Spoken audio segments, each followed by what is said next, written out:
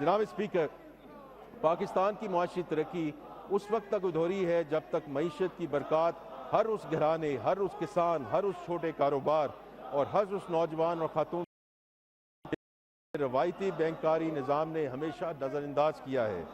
हमने वज़ीर आज़म पाकिस्तान की रहनुमाई में निजी शोबे के ताउन से इन तबकात को कर्ज़े फराहम करने का कदम उठाया है।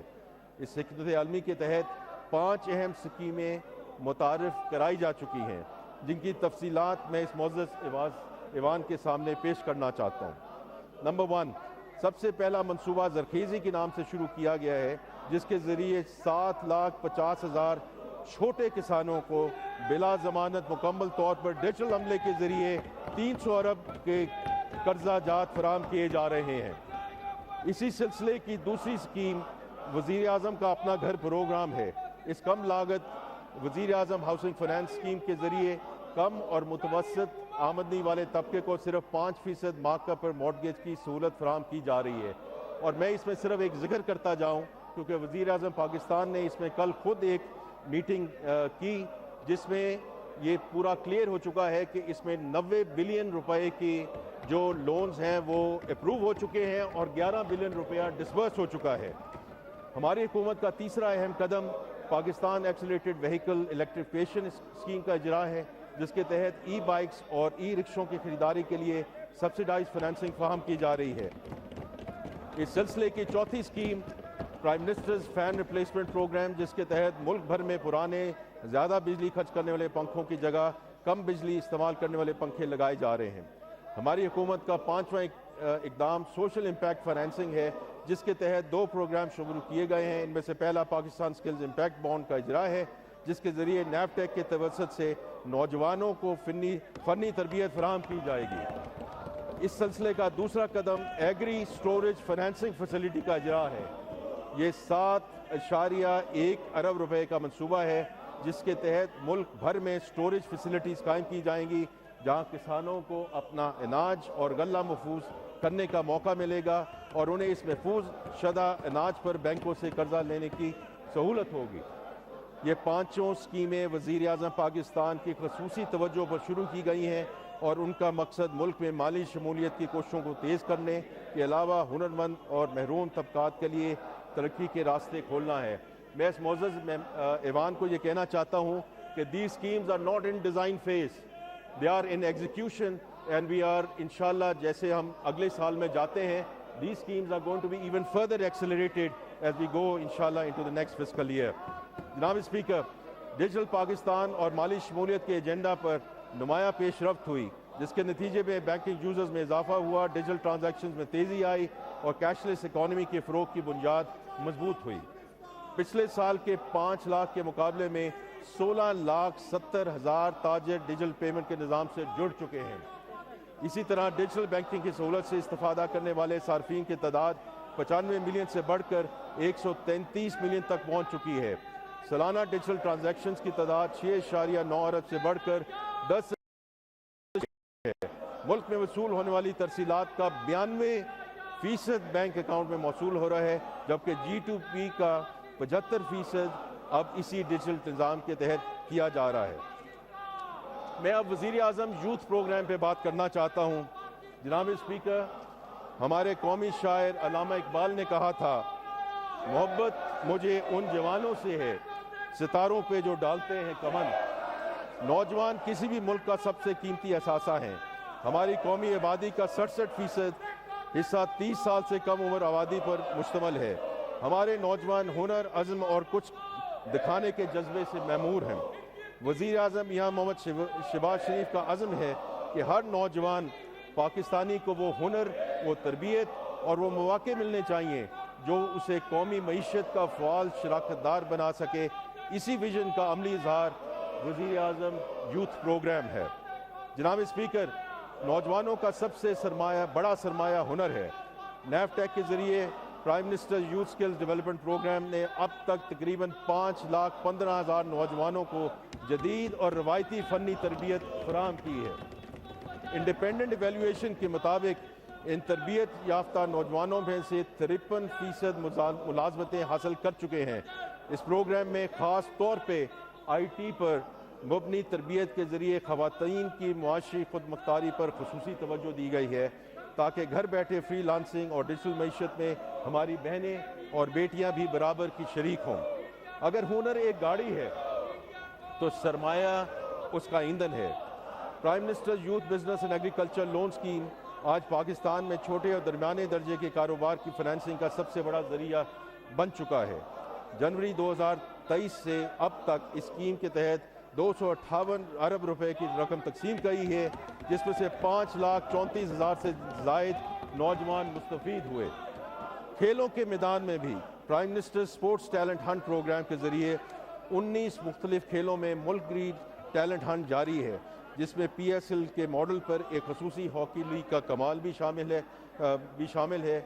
اگلا جہانگیر خان، اگلا ارشد ندیم یا اگلا اولمپک چیمپئن شاید کسی شہر یا گاؤں میں موجود ہے جہاں ابھی تک ہماری نظر نہیں پہنچی۔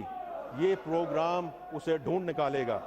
جناب speaker, prime minister youth programme صرف افلاحی اخراجات نہیں، یہ ہماری حکومت کی سب سے منافع بخش سرمایہ کاری ہے، کیونکہ ہماری حکومت نوجوانوں کو ملک کے مستقبل کا معمار سمجھتی ہے۔ جناب اسپیکر، ایک فارورڈ لوکنگ اور جامع تجارتی پالیسی ہماری معاشی اصلاحاتی ایجنڈے کا اہم جزو ہے۔ ہمارا بنیادی عزم واضح ہے، پاکستان کو درآمدات پر انحصار کرنے والی معیشت کی بجائے برآمدات کے بل بوتے پر آگے بڑھنے والی معیشت بنانا ہے۔ ہماری معاشی بقا کا راستہ عالمی منڈے میں مقابلہ کرنے کی صلاحیت۔ اسپیکر، برآمدات کو فروغ دینے کے لیے حکومت نے کاروبار کی لاگت کم کی۔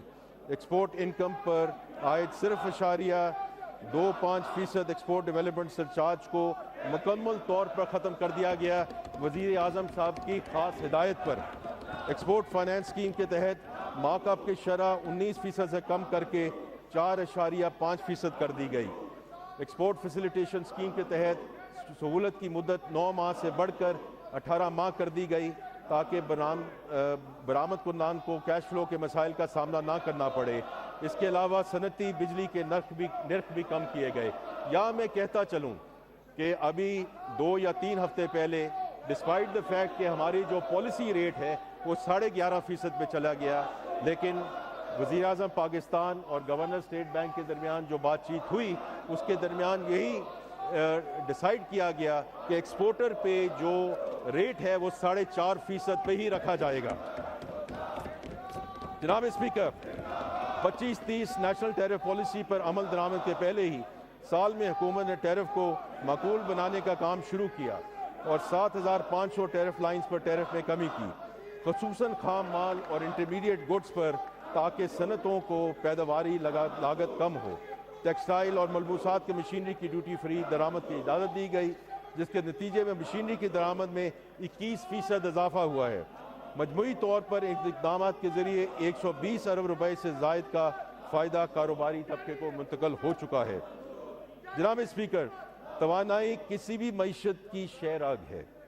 گزشتہ 1 سال میں خطے میں بحران کے باوجود پاکستان نے توانائی کے شعبے میں کئی محاذوں پر اہم کامیابیاں حاصل کیں۔ گزشتہ 2 برسوں میں حکومت نے توانائی کے شعبے میں ایسی اسٹرکچرل ریفارم شروع کی ہیں جو نہ صرف موجودہ بحران سے نمٹنے کے لیے بلکہ آنے والے ممکنہ بحران کے لیے بھی پاکستان کو تیار کریں گی۔ ہمارا مقصد توانائی کی خود کفالت، صارف کے لیے کم قیمتیں اور ایک ایسا نظام ہے جو ضمانتوں پر کم سے کم انحصار کرے۔ اس سوچ کے تحت میں اس معزز ایوان کے سامنے بجلی، تیل اور گیس کے میدان میں ہمارے اہم اقدامات کا ذکر کرنا چاہوں گا۔ جناب اسپیکر، بجلی کا شعبہ اپنی تاریخ کے سب سے گہری اصلاحاتی دور سے گزر رہا ہے۔ گزشتہ 2 برسوں میں اس شعبے نے مالی نظم و ضبط اور کارکردگی میں بہتری کا مظاہرہ کیا، جس کے نتیجے میں مالی سال 25-26 میں بجٹ میں مختص سبسڈی کے مقابلے میں 143 ارب روپے سے زائد کی بچت حاصل کی گئی۔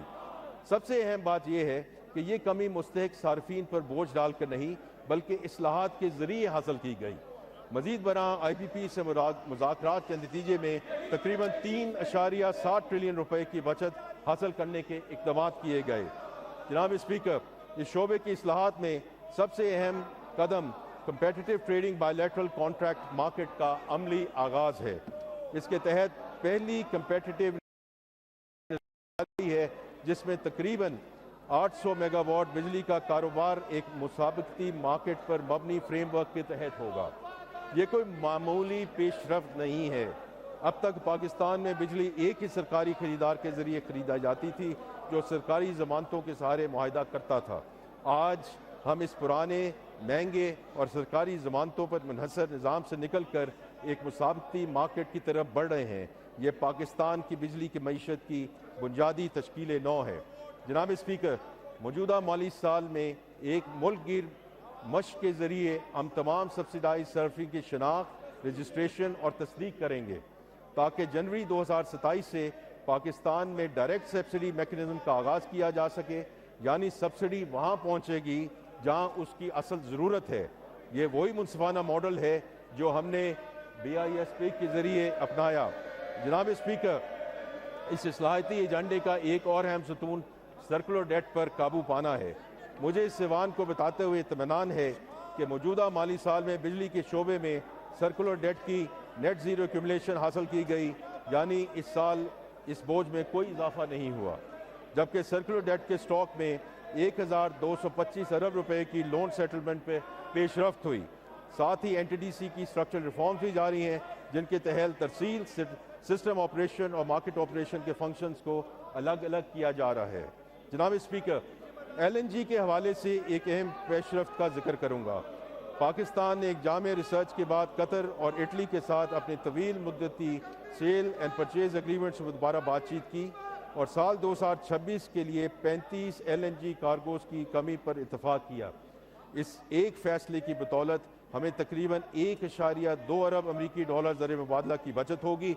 ये उसी काविश का नतीजा है कि गुज़श्ता 11 महीनों में सार्फिन के गैस के बिल में कोई इजाफा नहीं हुआ। जनाब स्पीकर, ईरान अमरीका जंग के पेश नज़र हमने मकामी गैस की पैदावार बढ़ाने पर भी तवज्जो मरकूज़ की। मार्च 2026 के बाद हमारी तेल की तलाश की कंपनियों ने कौमी निज़ाम में तकरीबन 100 MCC FD अजाफी गैस शामिल की, जिसने बिजली की पैदावार में शॉर्टेज को नुमायां तौर पर कम किया। हमने खाद की पैदावार को एक लम्हे के लिए भी रुकने नहीं दिया। मुल्क के 10 खाद कारखानों को गैस की मुसलसल फराहमी यकीनी बनाई गई। इसी तरह LNG पर काम करने वाले प्लांट्स के लिए भी गैस मुख्तस की गई। जनाब स्पीकर, हुकूमत ने तेल और गैस के दरियाफ्त के दरमियान भी अहम कामयाबी हासिल की हैं। पाकिस्तान ने 20 साल बाद ऑफशोर लाइसेंसी के 24 ब्लॉक्स कौमी और बैनुल अक़वामी ENP कंपनी को अलॉट किए हैं। ये पाकिस्तान की offshore oil and gas exploration की तारीख का संग मील है। काबिल ज़िक्र बात यह है कि बरादर मुल्क तुर्किया की कौमी तेल कंपनी TPAO ने पाकिस्तानी कंपनियों के साथ शराकतदारी के ज़रिए हमारे ऑफशोर सेक्टर में कदम रखा है। माली साल 25-26 के दौरान ENP शोबे में सरमायाकारी 1 अरब डॉलर से है तवक्को है। इस अरसे में 17 नई तेल और गैस की दरियाफ्तें हुई, जिनसे मकामी पैदावारी इस्तेदाद में 108 MMCFD गैस और तकरीबन 16,000 बैरल यौमिया तेल का इजाफा हुआ, जबकि प्रोडक्शन में इजाफे के ज़रिए मज़ीद 229 MMCFD गैस और 13,000 बैरल तेल कौमी निज़ाम में शामिल हुआ। जनाब स्पीकर, मादनियत के शोबे में हमारा फ्लैगशिप मनसूबा रेकोडेक इस साल फाइनेंसिंग और इम्प्लीमेंटेशन के कई अहम संग मील अबूर कर चुका है। हम इस मनसूबे की बर वक्त तकमील के लिए पुरअज़्म हैं। जनाब स्पीकर, मैं अब इंफॉर्मेशन टेक्नोलॉजी और टेलीकम्युनिकेशन पर बात करना चाहता हूँ। पाकिस्तान में इंफॉर्मेशन टेक्नोलॉजी का शोबा तेज़ी से तरक्की कर रहा है। ये शोबा मुल्क की तरक्की और एक्सपोर्ट बढ़ाने में नहायत अहम किरदार अदा कर रहा है। गुज़श्ता एक साल में इस शोबे में कई अहम कामयाबियाँ हासिल हुई, जिसकी तफसील दर्ज झैल है। IT के शोबा की बरामदात में 20% से ज़ायद की सालाना शरह नमू से बढ़ रही हैं। इस साल ये बरामदात 4.5 अरब डॉलर तक पहुँचने की तवक्को है। इस तरह ये शोबा बरामदात में इजाफे के एतबार से सबसे तेज़ी से बढ़ने वाले शोबों में से एक है। इस साल मार्च में 5G स्पेक्ट्रम की कामयाबी से नीलामी की गई, जिसे दुनिया के सबसे बड़ी स्पेक्ट्रम नीलामियों में शुमार किया जा रहा है। इसके ज़रिए 5 शहरों में 5G सर्विस शुरू हो चुकी है। हुकूमत ने राइट ऑफ वे चार्जेस को ख़त्म किया, जिसके नतीजे में 2024 के 20 लाख घरों के मुकाबले में 50 लाख घरों में फाइबर लाइंस दस्तयाब हैं। اور ٹیلی کام ٹاورز کی فائبرائزیشن 14% سے بڑھ کر 18% ہو چکی ہے۔ حکومت نے پاکستان کی پہلی نیشنل آرٹیفیشل انٹیلیجنس کی منظوری دی۔ گزشتہ ایک سال میں 10 لاکھ کے قریب پاکستانی نوجوانوں کو آئی ٹی اور مصنوعی ذہانت کی مہارتوں پہ تربیت دی گئی۔ ڈیجیٹل نیشن پاکستان ایکٹ کے تحت ہم نے ملک میں ڈیجیٹل ٹرانسفارمیشن کی قانونی بنیاد رکھ دی ہے۔ اس کے تحت national digital I D, national exchange layer اور اوپن ڈیٹا ایکو سسٹم جیسے منصوبے شروع ہو چکے ہیں۔ مرکزی حکومت، عدالتی نظام اور پارلیمنٹ میں ڈیجیٹل ادائیگی کا سفر پر گامزن ہے۔ جناب اسپیکر، یہ صرف ٹیکنالوجی کا استعمال نہیں بلکہ ریاست اور شہری کے درمیان رشتے کو شفاف اور فعال تر بنانے کی صحیح ہے۔ جناب اسپیکر، 2023 میں ہمارا ملکی قرض